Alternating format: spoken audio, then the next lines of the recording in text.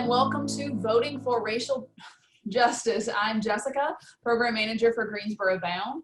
Tonight we are continuing our conversation on the state of our democracy and discussing how African Americans have used multiple independent political tactics and strategies to expand democracy and uphold civil and political rights since the founding of our nation. Our guests are Dr. OMAR Ali and host Leka Shupek. Dr. Ali is Dean of the Lloyd International Honors College and Professor of Global and Comparative African Diaspora History at the University of North Carolina, Greensboro. He is also the author of Imbalance of Power, Independent Black Politics, and Third-Party Movement in the United States. He was named the 2017 North Carolina Professor of the Year by the Carnegie Foundation for the Advancement of Teaching and the Council for Advancement and Support of Education. If you haven't done so already, you can purchase a copy of Imbalance of Power at our independent bookseller of choice, Scuppernong Books. Our host, Leka Shupek, is the North Carolina State Director for All on the Line, a grassroots campaign to bring citizens across every issue together to win on redistricting in 2021.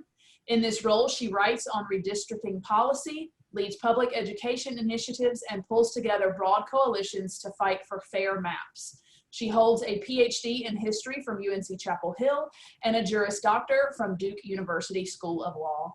We will be taking questions a little later on in the conversation. When the time comes, please send those directly to Leka via the chat function, and she will relay them to Dr. Ali. Thank you all again for tuning in tonight. Leka, take it away.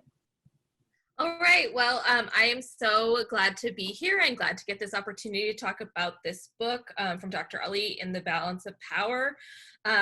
It really, as someone who has not deeply studied American history, it really showed me a lot of things. As someone who hasn't deeply studied American history in that academic sense, but who works in politics every day, this was really an interesting and lots of surprising things came out of the reading of it for me. But just to start off, Dr. Ali, I just wanted to ask you, where did this book come from? Like, what was sort of the genesis of it? How did you feel called to write it, especially in this period? And I'm using period loosely because I know how long these projects take. Well, thank you for the introduction, and I just wanted to say thank you to Greensboro Bound Literary Festival for organizing this series, and to you, Leka. Dr. Shupek, as she was introduced, is doing on-the-ground work in terms of trying to deal with the undemocratic ways of our political system.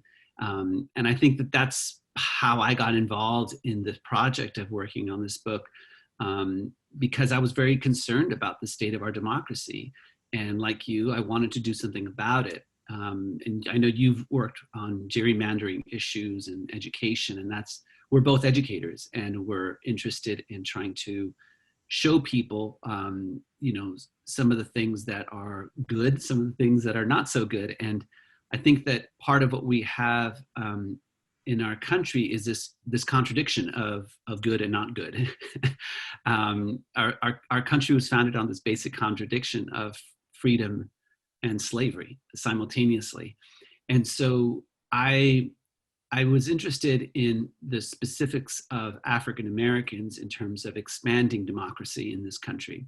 And what I try to do is I try to offer a version of American history. And I say version because history is not objective, it is subjective. The kinds of questions we ask, the materials that we look for, the kind of ways that we interpret the data, the findings, and the way we present it are all subjective choices. And so the 19th century version of history being a science is just, I think most people recognize that history is a subjective, it's a humanities. And so I started by really looking at American history as a work in progress, with this basic contradiction of freedom and slavery. And I've long been somebody who's active in political reform, not partisan politics, but I'm an independent myself, and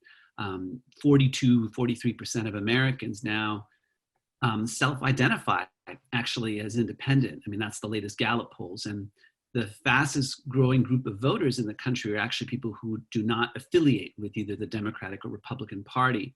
And that's interesting because what we hear about is basically just the two major parties. And yet, in the Constitution, there's nothing about parties. And in fact, some of the founders of the nation warned against the corrupting spirit of the parties. George Washington, the slave owner that he was, had some very important things to say about this in his farewell address. So African Americans have always had to be, in some ways, pushing, because while there was always a very thin, small grouping of free African Americans in the nation, or even in the colonial period, the vast majority of people were enslaved. And so they appropriated some of the language of liberty that was floating around in the Atlantic world, and advocated for their freedom. And so, when you have a group of slaves in Charleston, South Carolina, basically marching and saying, "Liberty, liberty," the planters are like, "No, no, no, no, not for you. We just meant it for us." But Black people have used the language of liberty and freedom to advance their freedom. And I think that by advancing their freedom, they're advancing all of our freedom, actually. And so the models that were created by African Americans, at the time of the American Revolution and then going into the 19th century, were models of activism that were then picked up by other people to continue expanding democracy. So to answer your question, I started this project as somebody who was interested deeply in the state of American democracy when I was, when I was in college, and I became a scholar of African Americans and political movements, Black political movements in particular, and it became clear that there wasn't a thread that was being talked about that was this independent Black political thread. So that's kind of how I got interested, and there's a lot more to say about that, but I'll stop there. Yeah, I mean, I think that makes so much sense, the sort of framing of slavery and freedom both being these sort of coexisting elements of what's happening, especially, starkly in early America. And I think one of the first things that kind of came out to me is sort of the way you present and conceive of the abolitionist movement as sort of an independent political movement in a way, like at the beginning.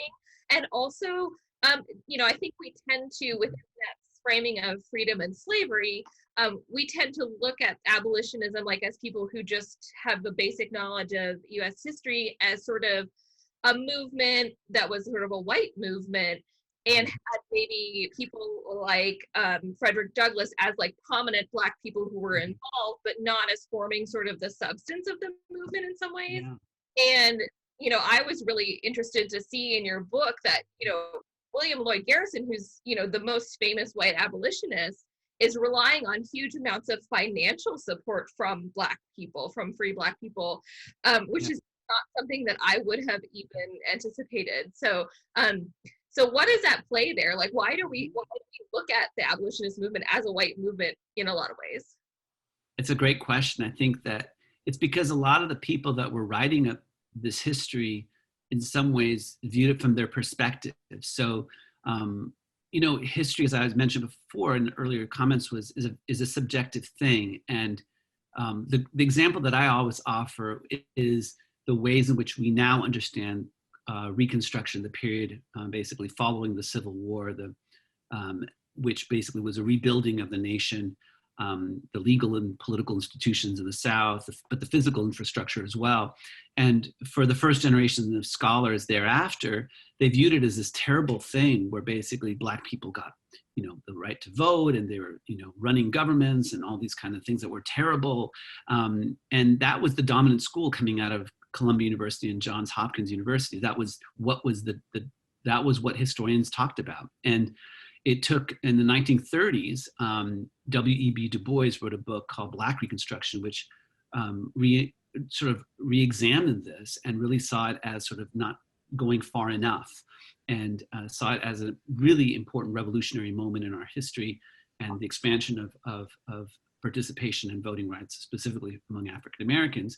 And But it would take another 30 years for historians to review his book in a serious way. I mean, this is, it was W. Du Bois. I mean, he was the first Ph.D. African-American at Harvard, and, but he was not taken seriously by the academy. And it was the Black freedom movement, the civil rights movement, that basically created the conditions where people were willing to look at these things, and a new generation of scholars that have come up in more progressive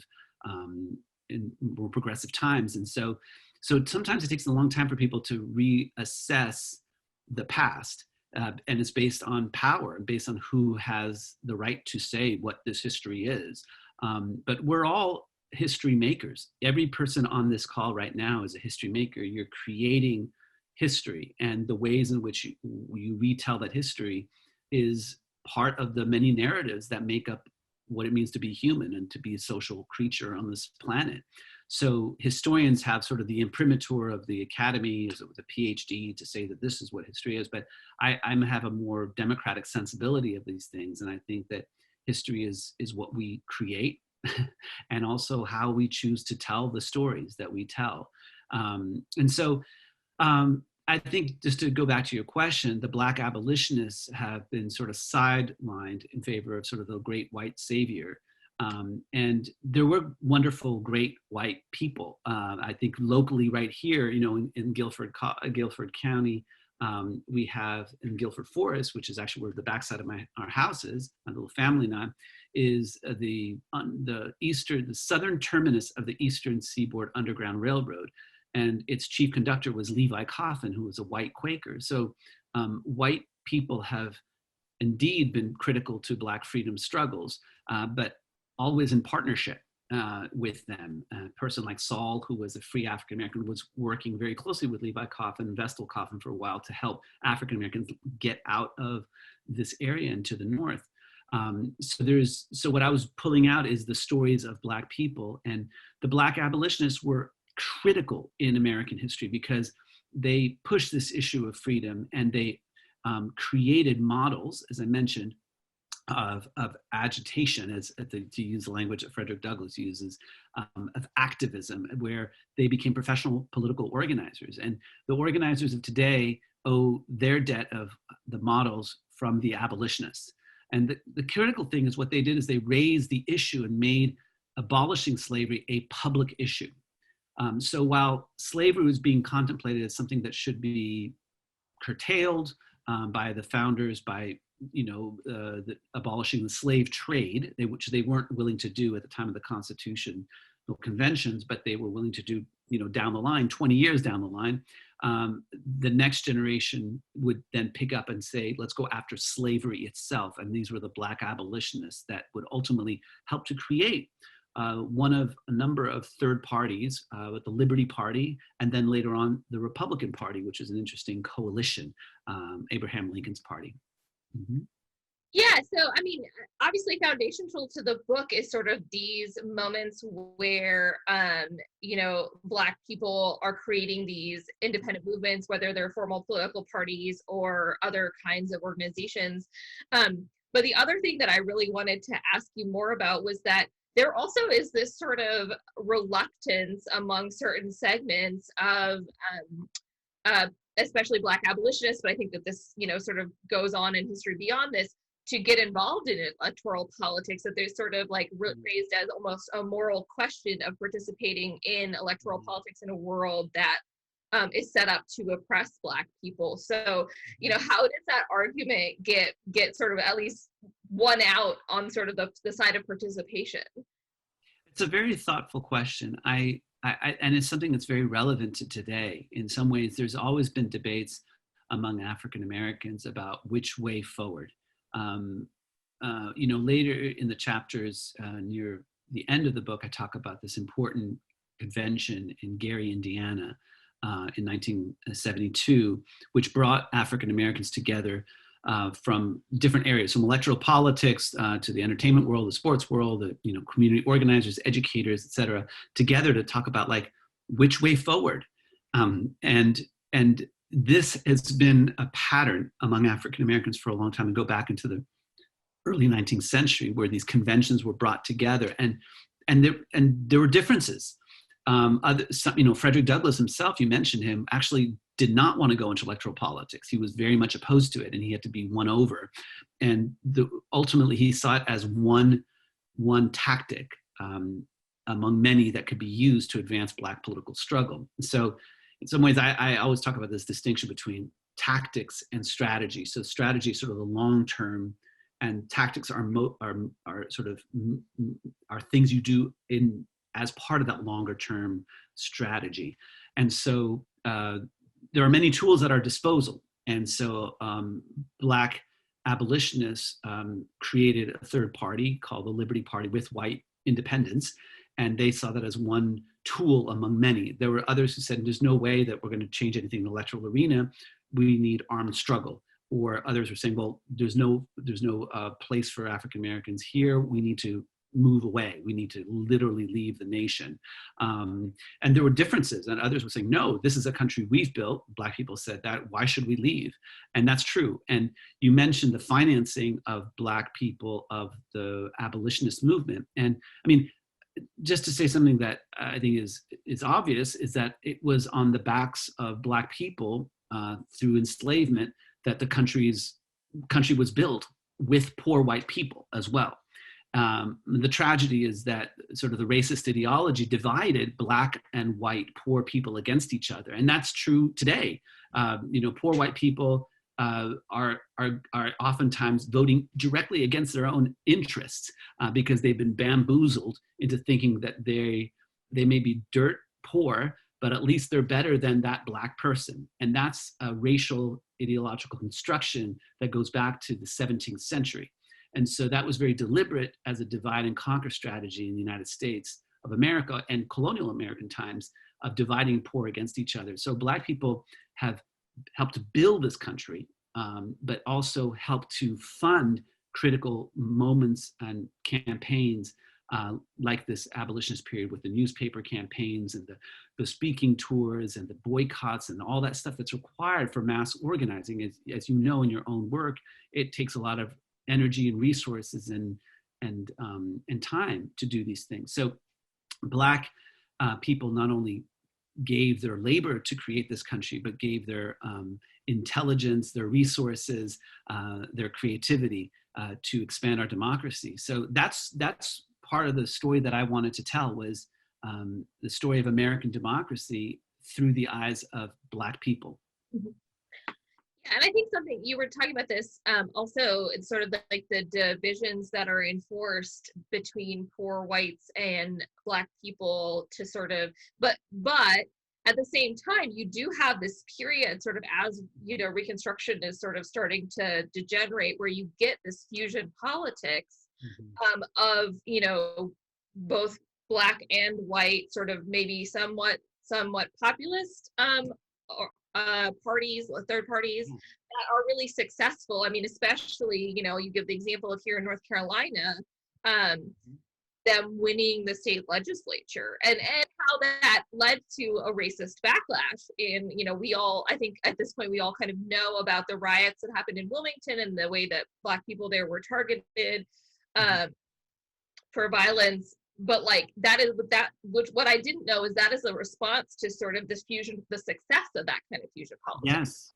absolutely. Yeah, thank you for bringing it up. It's interesting that you say that everybody knows about the Wilmington riots of 1898, but that wasn't the case even, like 15 years ago. That has been brought to the fore.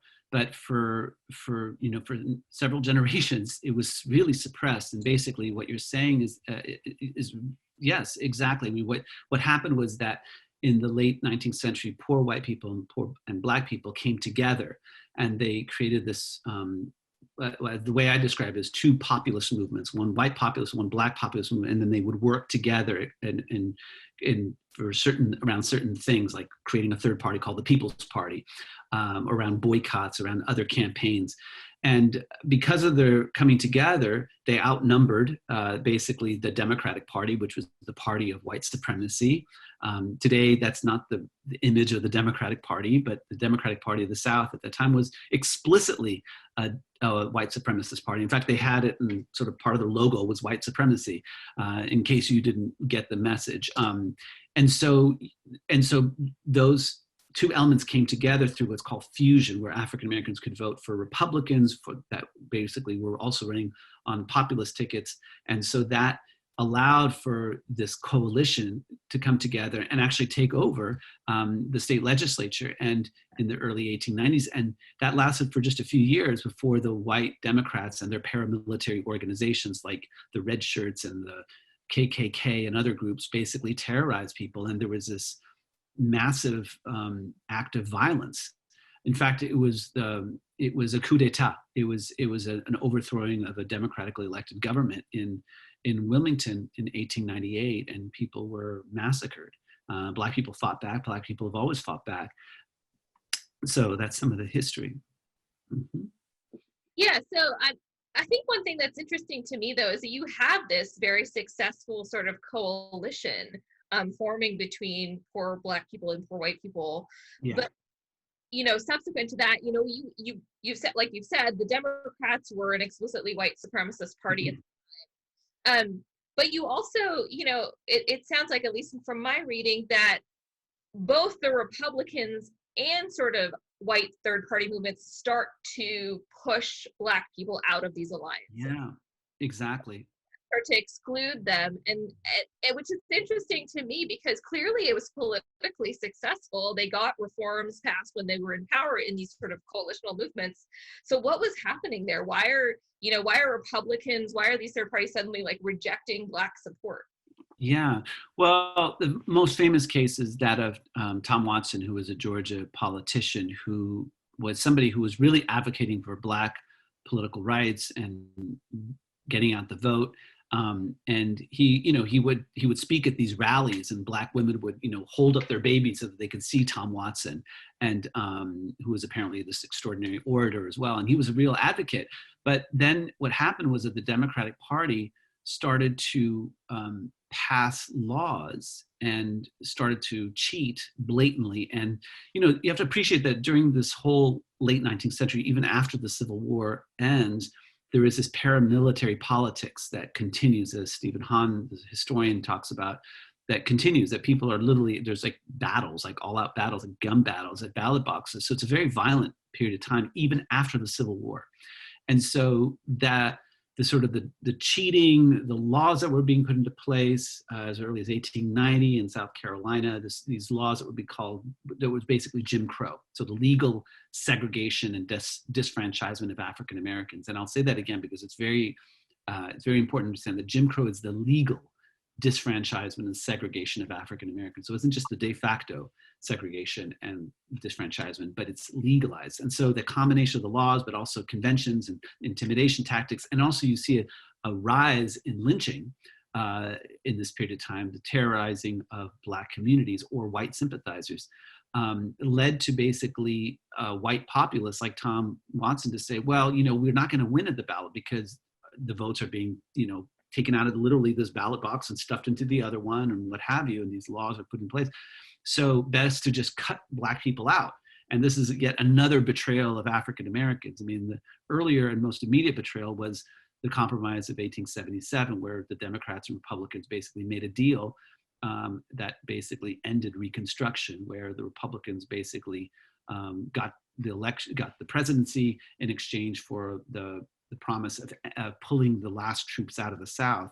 And so Black people had to create their own independent organizations, which has been a tradition that goes back even before the formation of independent Black churches. For instance, Black people were meeting in the fields and creating their own churches, maybe not with brick, sort of a bricks and mortars buildings, but in their own ways and creating their own institutions. I mean, there are these fraternal organizations, and they have these different sort of agrarian entities, these granges and mutual aid societies that Black people formed as a way of supporting each other. And there was kind of a parallel there going on with white people as well. And so it's at that time they came together in the late 19th century. But it was a divide and conquer. Jim Crow was a divide and conquer strategy. The segregation was done to literally keep Black and white people who were poor away from each other, because if they got too close and got to know each other, then people want to work together as well. And that was all done as a way to maintain political power.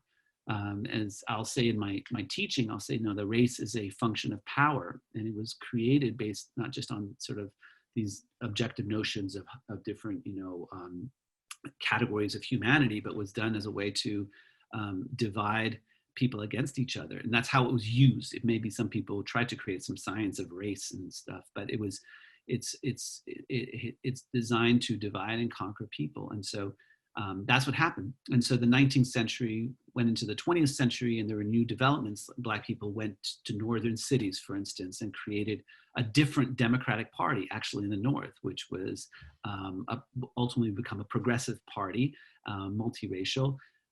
But there again, the party bosses started to control things. And so the story of the 20th century is not just about the color line, but it's about the emergence of sort of the two parties becoming dominant and making it virtually impossible for any other voices to be heard. Yeah, I mean, I think that clearly that sort of enforcement of the two-party paradigm really shows up in that, I think in your book, it talks about how Black people's participation in the Socialist Party and the Progressive Party, but these all seem to eventually result in Black people being pushed out of those organizations eventually, and having to kind of move on, and largely kind of making choices within the two-party system.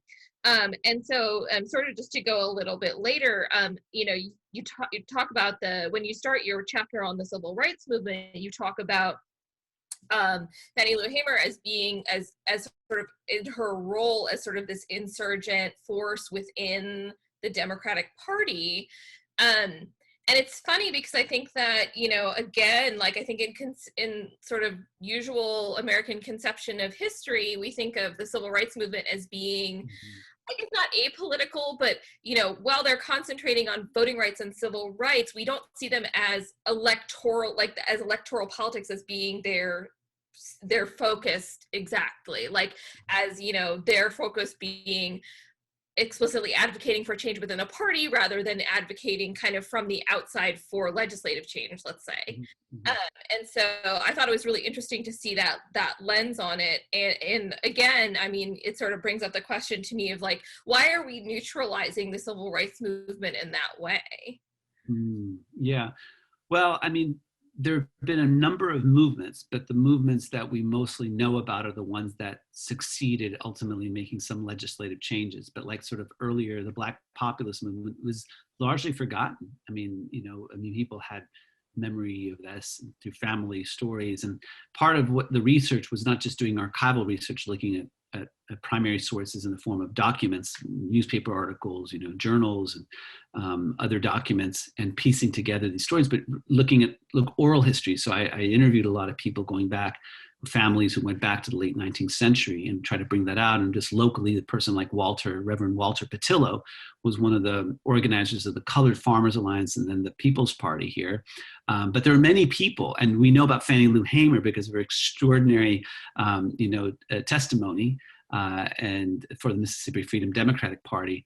But most people, in history have not made it into the books that have done really critical work. I mean, in order to have all those people come to rallies where Dr. King spoke, you had to have people organizing those people. It just didn't happen like that. And, the organizer of organizers is probably Ella Baker. And her story wasn't so well known until about 20 years ago, actually.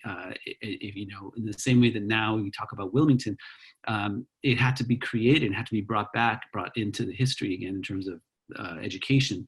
But yeah, I think that movements have created legislative changes. And I think that like today with the Black Lives Matter movement, and if millions of people didn't go onto the streets, you wouldn't have elected officials saying that we should look at some of these priorities in terms of municipal budgets and what have you with the police and reallocation of monies and what have you. So movements will, in some ways, produce legislative changes, even as there are individual politicians, like a person like Adam Clayton Powell was really critical. He had one foot in the institutions of power in Congress, but also one foot outside in the movement. So it's that inside outside sort of tactic that's been that has helped to make changes in American history. And that's an important methodological point, which is that there's a role for people working on the inside of the dominant institutions of our society, whether those are the political parties or, the universities or the churches or the whatever, religious organizations, and, outside. So in some ways, it's that interplay between the inside and outside. And a person who actually, I think, gives best expression to that is the first woman and the first African-American to have gotten on the ballot in all 50 states for running for president of the United States. And that person was Dr. Lenora Fulani, who actually was a speaker at UNC Greensboro on the 30-year anniversary of our Black Studies program. And she got on the ballot in all 50 states as the first woman and the first African-American. And I think that's important because we're right now the 100-year anniversary of women's right to vote through the 19th Amendment in 1920. And with Black Lives Matter, it's a name that more people should probably know about, but most people don't know about her. And I think it's telling when she was asked by reporters, was it more difficult running as a woman or running as an African-American for president? She thought for a second and she says, actually, it was being an independent that was most difficult, because independents are treated as second-class citizens in the law. Through the ballot access discrimination, the campaign finance reform laws that basically help to maintain actually two-party, even though their intention by many is not for that. And all the series of ways in which the two major parties maintain their political power, including the presidential, the Commission on Presidential Debates, which is made up of 3 Democrats and 3 Republicans. And in 1992, they let in Ross Perot, and they got, 20 million people voted for this, this billionaire from Texas, because all of a sudden people are like, oh, I can vote for something other than the Democrats and Republicans. And I say all of this as a progressive. I mean, I clearly align myself with the policies of one of the 2 major parties over the other.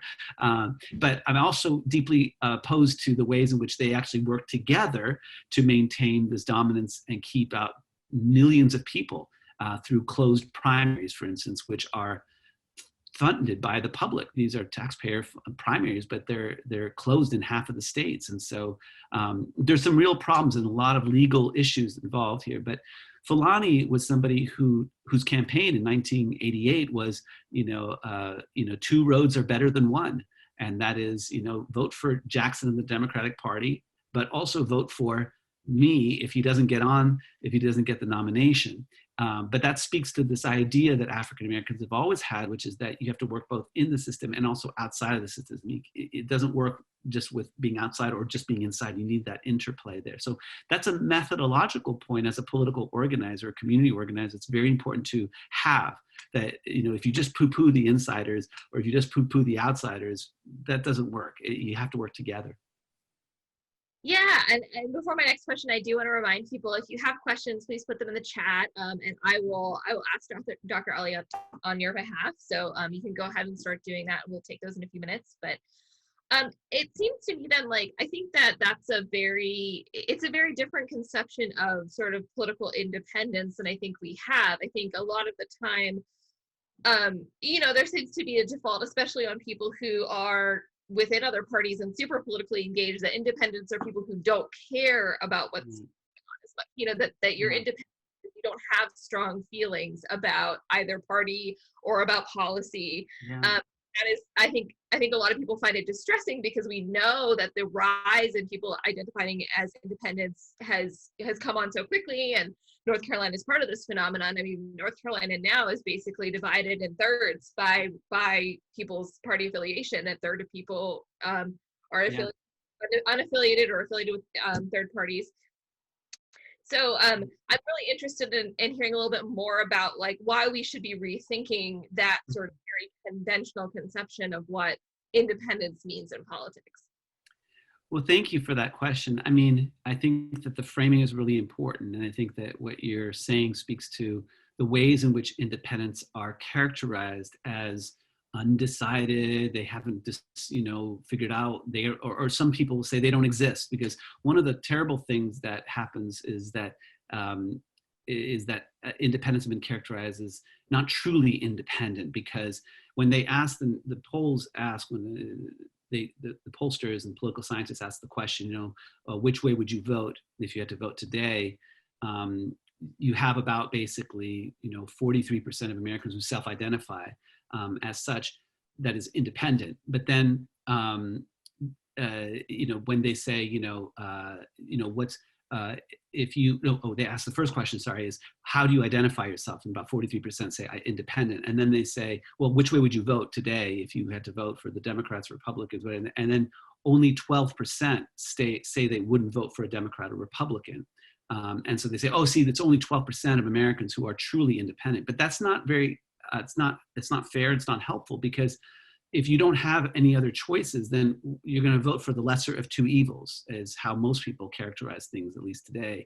And so it's not fair. I mean, the analogy that I have is like, if you're hungry and you're offered, kind of a half-rotten apple and a half-rotten banana, you're going to choose one of them to eat because you're hungry. So you need to, I think the framing is really is so much around the two-party framework. And I think the idea that, the independents don't really exist, or they haven't decided on what they want to be, is a myth. They talk about independence sometimes as sort of the myth of independence, but actually it's a plurality of voters right now, and that's significant. And so the other interesting thing is that independents ideologically are across the board. And the only thing that they really agree on is the need to so it's open up the political process. But the process, and sometimes people say, well, that process is not really a political issue. It's, gerrymandering. Okay, it's not such the real important issues are education and foreign policy and, healthcare. And those are important.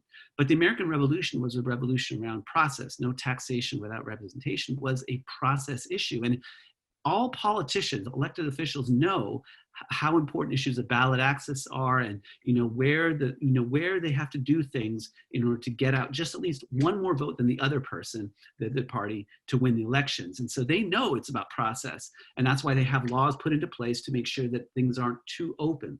So this is all to say that there are important lessons to learn from African Americans and independent Black activists over American history.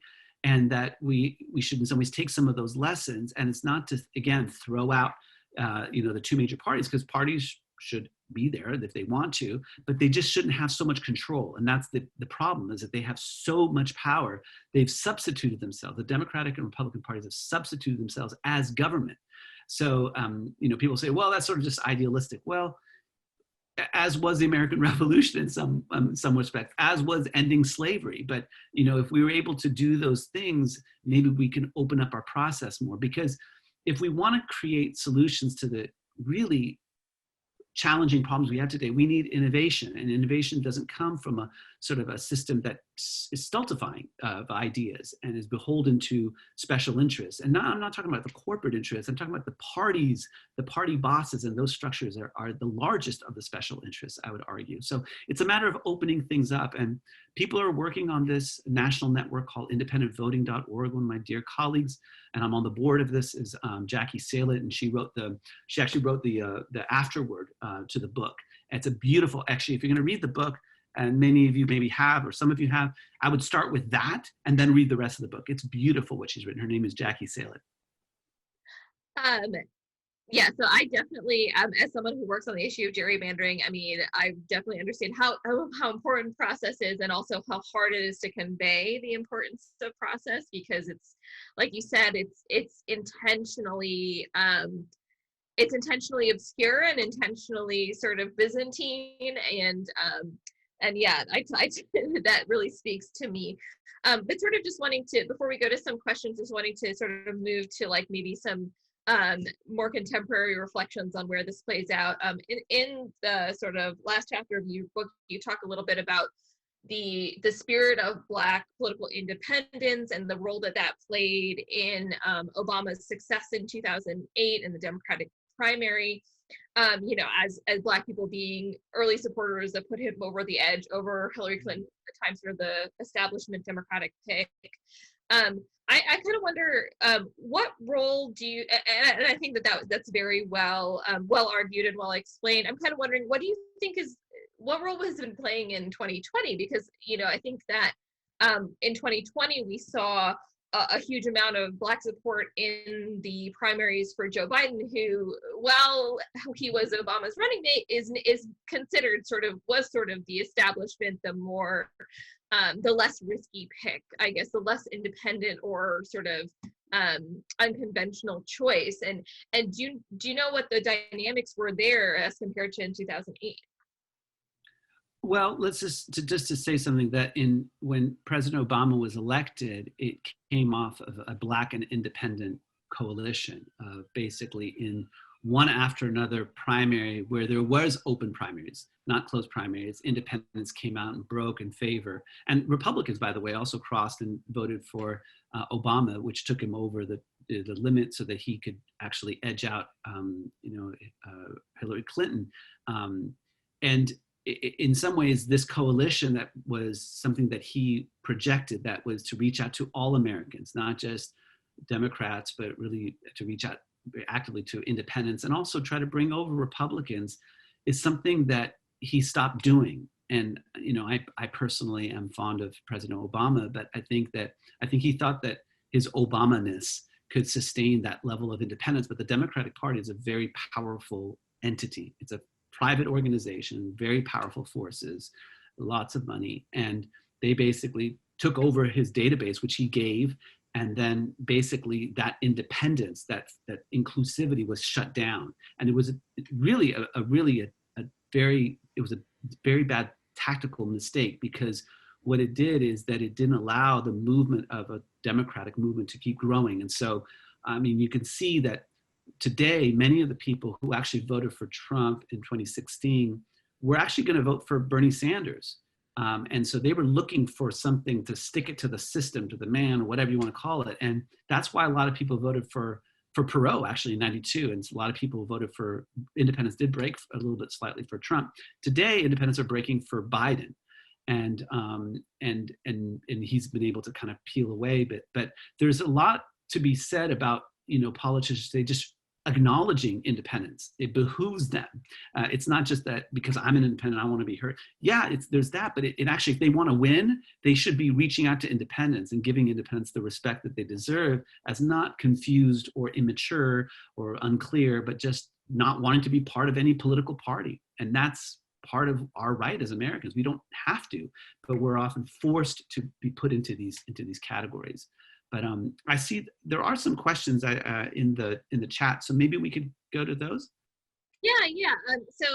First question I have is from Pat, and they are saying, first of all, just noting, I have a hard time saying the 100th year anniversary for women's right to vote. African American women not had the right to vote until 1965, which I think is very well made point.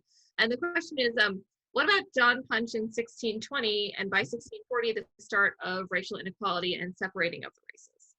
Yeah, hi Pat, it's nice to have you on this call. I know that we can't talk, but it's great to get your question. Pat is a colleague at UNC Greensboro. I think that you're right. I think that we should always acknowledge the totality. It's hard to add all the elements, but yeah, we're on the 100-year anniversary, but it doesn't include the fact that Black women were excluded because of Jim Crow in the South.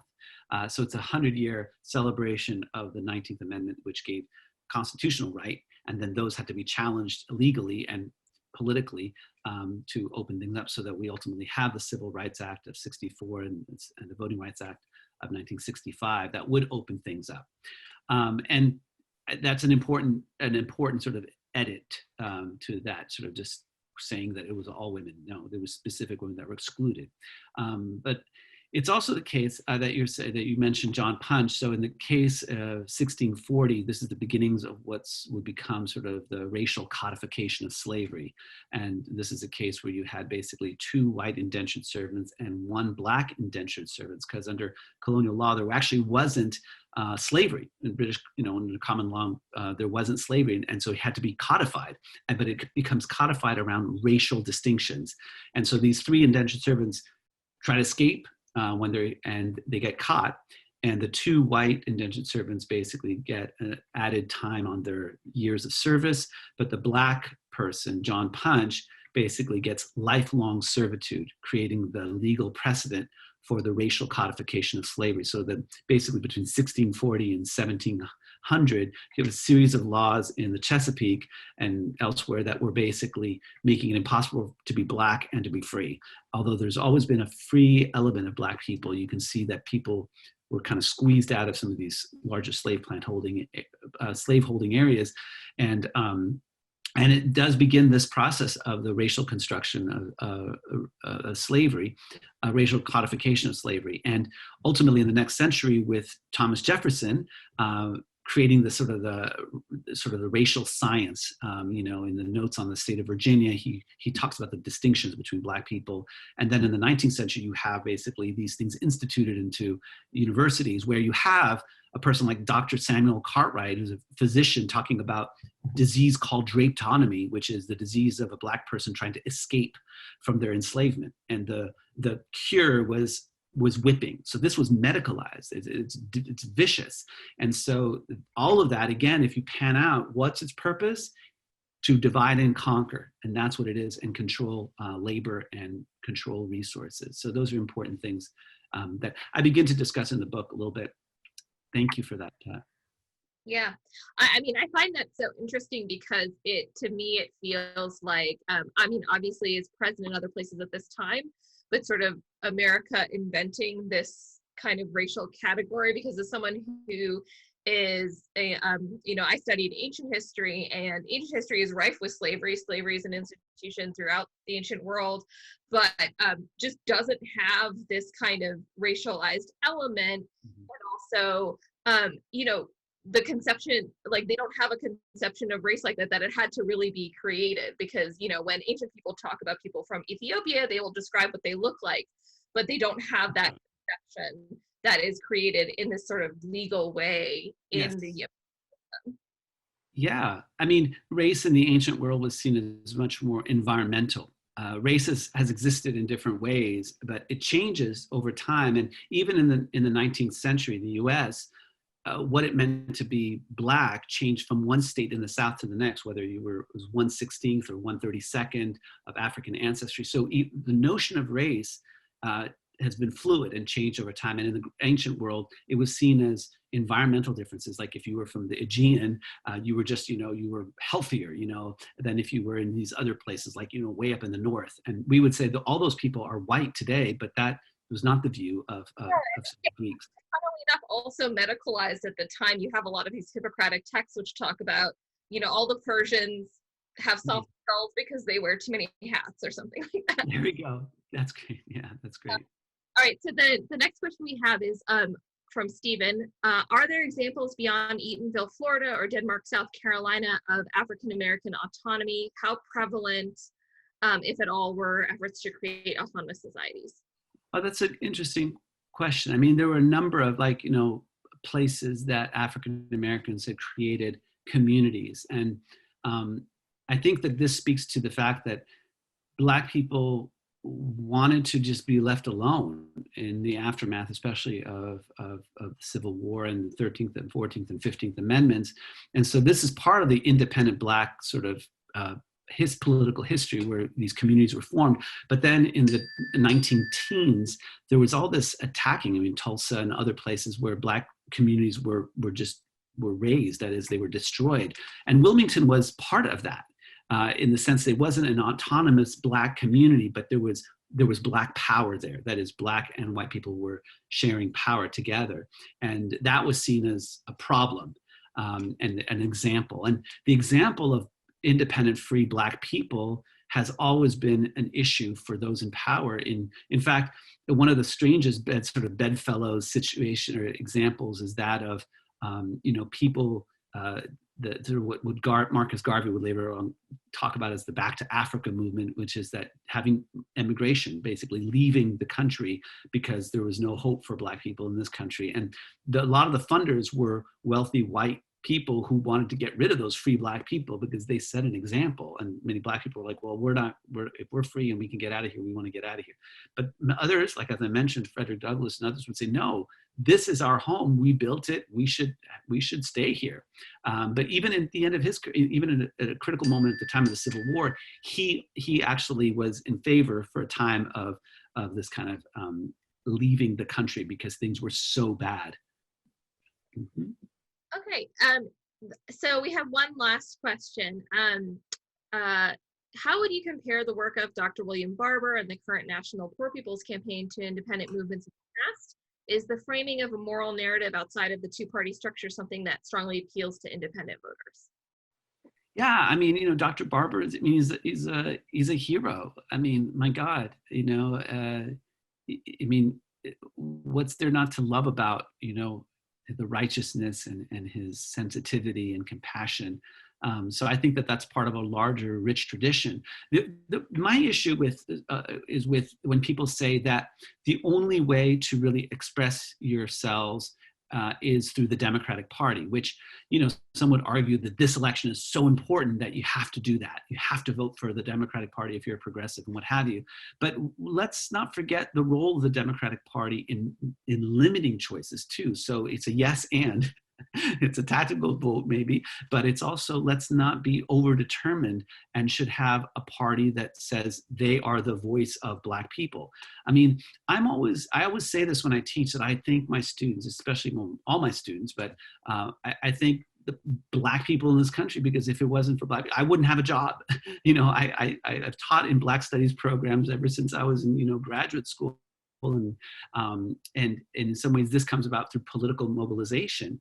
And so what I try to do as a scholar is try to give expression to what I see in the archives and what have you. But Black people built this country, again, with other poor people. And Dr. Barber is a person who's very sensitive to the issue of poverty and in some ways of democracy. But let's not just funnel our attention or energies just into the Democratic Party, because that leaves you very sort of vulnerable.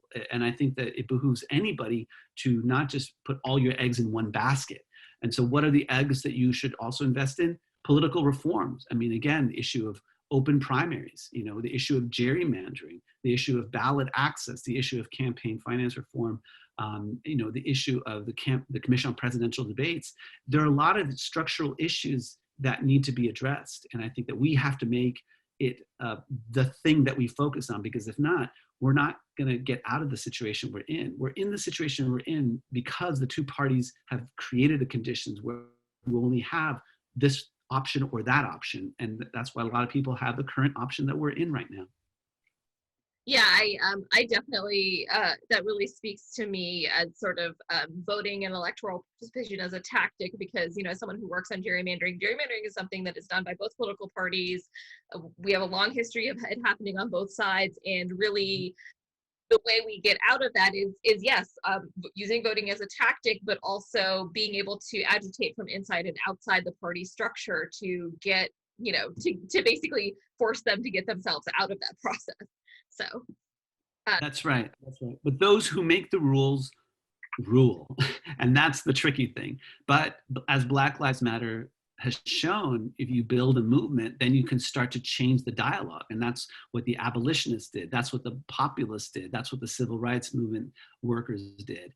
And so, what happens is that these movements have gotten co-opted oftentimes by one or both major parties. And so that's, I think, that independence and the role of African Americans is vital in understanding American democracy. And in fact, I talk about it as part of world history. You can't leave out Africa and the role of people in the African diaspora in the making of the modern world, the economic basis of the modern world, the political ideas of freedom rests on slavery, the cultural contributions. And it's not to say in isolation of other peoples, but a critical part of the story is the story of Black people. So that's the story I'm trying to bring out in this narrative of American history.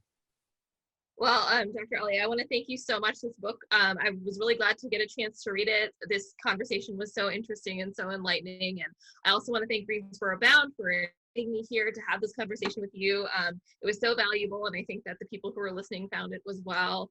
So yeah, wonderful. And yeah, please get this book. You will. I learned a ton, and I think you would too.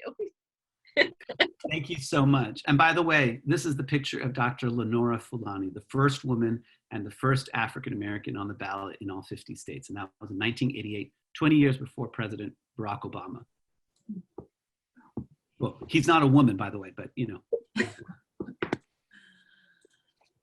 right. Thank you again, everybody, especially Leica and Dr. Ali for joining us tonight. And thank you in particular for everybody who tuned in, for hanging in there with us as we continue our virtual program. We're incredibly grateful to be able to continue to have the capacity to bring you these readers and writers and political minds and to have these conversations, even though we're not able to meet in person. Excuse me. There are a couple things that you can actually do to help Greensboro Bound and to help us continue to serve our community. First of all, please stay in touch. If you're not already following us, please do so on Facebook, Instagram, and Twitter. We're at Greensboro Bound across the board. Second, you can sign up for our mailing list, and you'll be the first to hear when we have events coming up. Excuse me. You can also subscribe to our YouTube channel, and if you are not able to come to one of our events, you'll be notified when we upload new content. Tonight's conversation will be added to YouTube as well. So if you have friends who couldn't make it, you can share that link with them sometime next week. And finally, please just tell your friends about Greensboro Bound. Tell them about the work that we're doing and the programs that we're offering. Word of mouth is a huge help in growing our community of readers and authors. The second thing that you can do is actually give directly to Greensboro Bound. You can do that by going to our website, greensborobound.com. There's a big heart in the middle of the page. If you click that, that takes you to our donation page. A gift of any size will do so much to help support our mission and enable us to keep offering these programs for free. So in case you didn't know, all of our programs are always free, not just our virtual programs. Our May Festival is free as well. And these programs just continue to edify and entertain readers of all ages.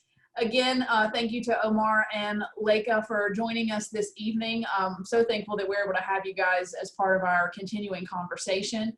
For our audience, please join us for our next two presentations. The first will be on Thursday, October 22nd at 7 p.m. And we're going to be talking about food with North Carolina's native daughter and James Beard award-winning chef Vivian Howard. And she'll be joined by James Beard award-nominated chef Asha Gomez. And then on Tuesday, October 27th at 7 p.m., Dr. Ali will be with us again as he takes his turn in the host seat with National Book Award-winning essayist Layla Lalani. That event is co-sponsored by the UNCG University Libraries, the Lloyd International Honors College, where Dr. Ali is a professor and head of that college, as well as the UNCG School of Education.